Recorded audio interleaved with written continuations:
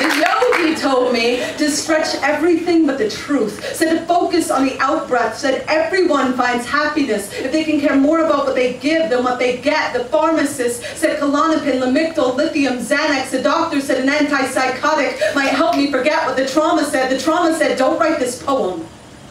Nobody wants to hear you cry about the grief inside your bones. But my bones said.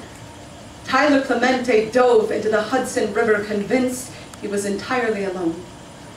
My bones said, write the poem to the lamplight, considering the riverbed, to the chandelier of your faith hanging by a thread, to every day you could not get out of bed, to the bullseye of your wrist, to anyone who has ever wanted to die. I have been told sometimes the most healing thing we can do is remind ourselves over and over and over, other people feel this too. The tomorrow that has come and gone, and it has not gotten better. When you are half finished writing that letter to your mother that says, I swear to God I tried, but when I thought I'd hit bottom, it started hitting back. There is no bruise, like the bruise loneliness kicks into the spine. So let me tell you, I know there are days it looks like the whole world is dancing in the streets where you break down like the doors of their looted buildings. You are not alone, and wondering who will be convicted of the crime of insisting you keep loading your grief into the chamber of your shame. You are not weak just because your heart feels so heavy. I have never met a heavy heart that wasn't a phone booth with a red cape inside. Some people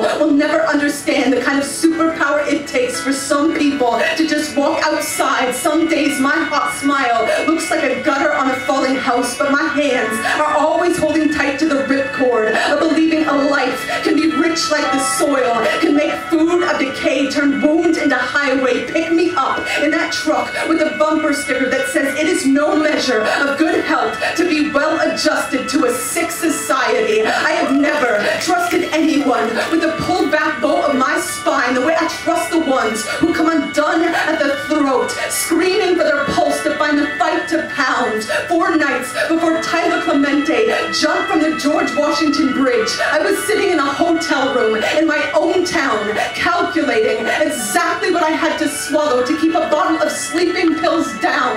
What I know about living is the pain is never just ours. Every time I hurt, I know the wound is an echo, so I keep listening for the moment when the grief becomes a window, when I can see what I couldn't see before, to the glass of my most battered dream. I watched a dandelion lose its mind in the wind, and when it did, it scattered 1,000 seeds. So the next time I tell you how easily I come out of my skin, don't try to put me back in, just say here we are, together at the window, aching for it to all get better, but knowing there is a chance. Our hearts may have only just skinned their knees, knowing there is a chance the worst day might still be coming. Let me say right now for the record, I am still gonna be here, asking this world to dance